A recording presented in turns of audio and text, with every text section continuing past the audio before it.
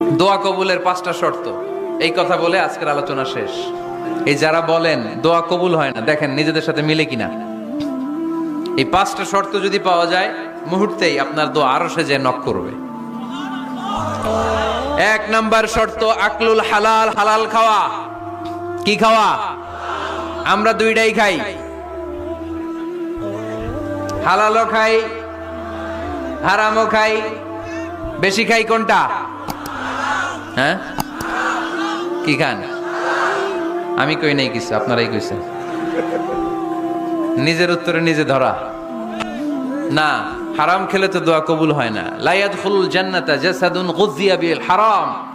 ওই দেহ কখনো জান্নাতে যায় না যে দেহ হারাম খেয়ে বর্ধিত হয়েছে। কেন দোয়া কবুল হয় না? মিলিয়ে নেন নিজের জীবনের সাথে, জাস্ট একটু মিলিয়ে নেন।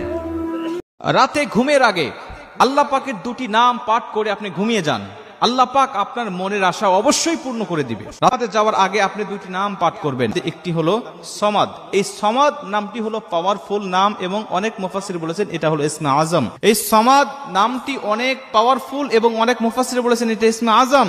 যখন এই ইসমে আজম নাম ধরে আপনি ডাকবেন, আরেকটা হলো আল্লাহুস সমাদ। এইভাবে আপনি আল্লাহ পাকের কাছে ডাকবেন, আল্লাহ পাকের কাছে চাইবেন। দরুদ ইব্রাহিম আপনি পাঠ করে নেবেন কমপক্ষে 3বার দরুদ ইব্রাহিম পাঠ করার পরে আপনি 100 বার আল্লাহুস সামাদ, এটা সহি সুন্দর করে সুন্দরভাবে শুদ্ধভাবে আপনি আল্লাহুস সামাদ ধীরে সুস্থিরভাবে অন্তর থেকে আল্লাহর উপরে বিশ্বাস নিয়ে আপনার অন্তর থেকে আপনি আল্লাহর কাছে ডাকতে থাকবেন আল্লাহুস সামাদ। এইভাবে ডাকবেন 100 বার এবং 101 বার পূর্ণ করার জন্য লাস্টে আপনি সূরাতুল ইখলাস পুরোটাই পাঠ করবেন। আরেকবার দরুদ পাঠ করবেন অথবা 3বার দরুদ পাঠ করবেন। ঘুমের যে দোয়াটা আছে, বিশ্বনবী যে সমস্ত খাদ্যগুলো পছন্দ করতেন হাদিসে এসেছে। বিশ্বনবী রুটি খেতেন, খেজুর খেতেন, খেজুর চিনেন? বালাহ, তামার। দুধ খেতেন, এই মধু খেতেন, জব খেতেন, বার্লি খেতেন, লাউ খেতেন, রুম্মান, ডালিম ফল, আনার চিনেন? এই আনার খেতে পছন্দ করতেন বিশ্বনবী। মাশরুম খেতেন, মাশরুম চিনেন? ব্যাঙের ছাতার মতো। রেস্টুরেন্টে ইদানিং মাশরুমের স্যুপ পাওয়া যায়, এটা খাবেন। যাদের চোখের জ্যোতিতে সমস্যা, দৃষ্টিতে সমস্যা, খাবেন। হাদিসে এসেছে আল কামআতু মিনাল মান ওয়া মাউহা শিফাউন লিল আইন। মাশরুম হলো মান্না সালোয়ার মতো খাবার। মাশরুমের স্যুপ যারা খাবে, চোখের জ্যোতি যাদের কম, তাদের চোখের জ্যোতি বাড়িয়ে দিবে কে? বিশ্বনবী নারীদেরকে অনেক বিষয়ে সতর্ক করেছেন যে খবরদার এগুলো করো না। নারীদেরকে টাইট ফিটিং জামা পরতে নিষেধ করেছেন।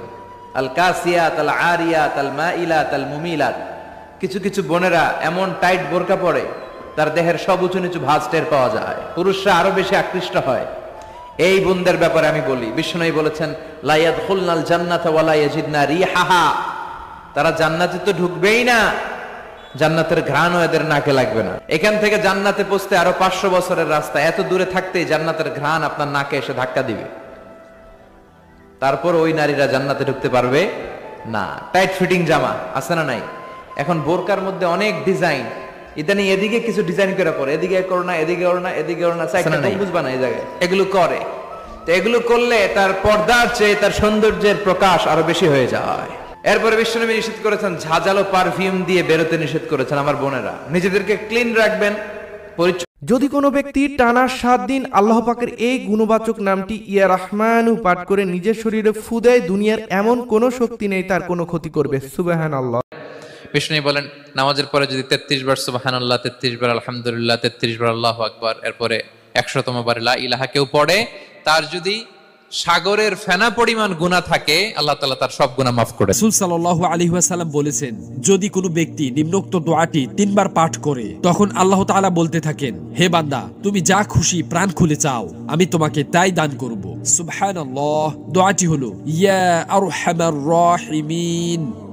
হাসরের ময়দানে মহান আল্লাহ তাআলা নবীজিকে বলবেন, হে আমার হাবিব, হে আমার বন্ধু, আপনি আমার পাশে এসে এই সিংহাসনে বসেন। নবীজি আল্লাহ তাআলার কথা মতো সেই সিংহাসনের কাছে যে সিংহাসনের উপরে হাত রাখবেন, কিন্তু বসবেন না। আল্লাহ তাআলা বলবেন, বন্ধু, এই চেয়ারটা তো আপনার জন্য রেখেছি, বসেন না বন্ধু, আপনি বসবেন না?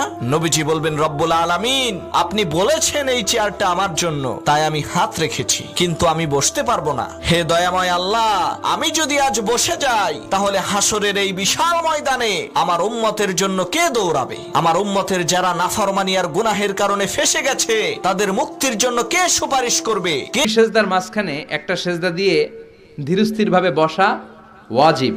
আল্লাহুম্মা গফিরলি ওয়ারহামনি ওয়াজবুরনি ওয়াআফিনি ওয়ারযুকনি, এই 7টা জিনিস আল্লাহ। কিসে রিজিক বাড়ে, কি করলে রিজিকে ভরপুর বারাকা হয়, রিজিকের চাবিকা ঠিক কোথায়, কোন পথে চললে রিজিকে ভরপুর বারাকা হবে, আমার জীবনে বরকত নেমে আসবে রিজিকে, এটা জানতে মনে যাচ্ছে না আমাদের? হ্যাঁ, কষ্ট হচ্ছে আপনাদের? কষ্ট হচ্ছে? তাহলে কি করলে রিজিকে ভরপুর বারাকা হয়, কি করলে আমার জীবনে ভরপুর বারাকা নেমে আসে, এই পয়েন্টটাতে আমরা একটু আলোকপাত করি। যেসব কাজ করলে আমাদের জীবনে রিজিকে আসমানি বারাকা নেমে আসবে, আমাদের রিজিকে আসমানি বারাকা নেমে আসুক, আমরা চাই কি চাই না? সবাই আমরা চাই নিশ্চয়ই। যে কাজ করলে রিজিকে আসমানি বারাকা আসে, এর 1 নম্বর হচ্ছে তাকওয়াল্লাহ, আল্লাহর ভয়। আল্লাহ তাআলা বলছেন ওয়ামাইয়াত্তাকিল্লাহা ইয়াজআল লাহু মাখরাজা। 2টি স্বপ্ন দেখলে বুঝবেন খুব শীঘ্রই আপনি ধনী হতে চলেছেন। তো সেই 2টি স্বপ্ন হলো, নাম্বার 1, স্বপ্নে যদি আপনি কোনো সবুজ গাছের নিচে দাঁড়িয়ে ওই গাছের ডাল কিংবা পাতা ছিঁড়তে দেখেন, তাহলে বুঝবেন আপনি ধনী হতে চলেছেন। নাম্বার 2, যদি আপনি স্বপ্নে উড়ে উড়ে সফর করতে দেখেন, তাহলে বুঝবেন আপনি খুব শীঘ্রই ধনী হতে চলেছেন। সারা বছরের গুনাহ মাফের আমল, রমজান মাসে যে কোনো একদিন ইফতারের আগে 111 বার এই দোয়াটি পাঠ করলে আল্লাহ তাআলা তার সারা বছরের গুনাহ মাফ করে দিবেন। সুবহানাল্লাহ। দোয়াটি হলো ইন্নাল্লাহা আলা কুল্লি শাইইন কাদির।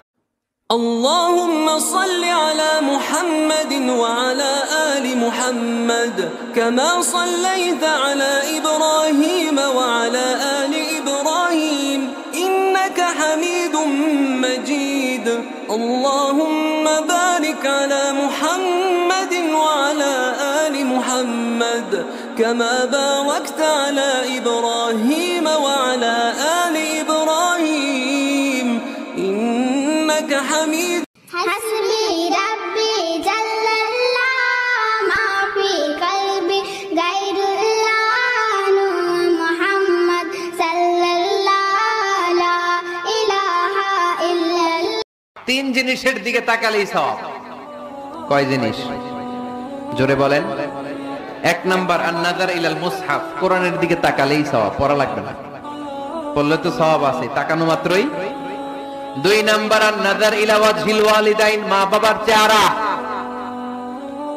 মা বাবার খেদমত করলে তো সওয়াব আছেই, টাকা দিলে তো সওয়াব আছেই, কিন্তু মা বাবার চেহারার নজরের দিকে যদি রহমতের নজরে একবার তাকান, একটা কবুল হজ করলে যেই সওয়াব, ওই সওয়াব আমল নামাই দিবে কে? মা বাবা এমন জিনিস আমরা চিনলাম না।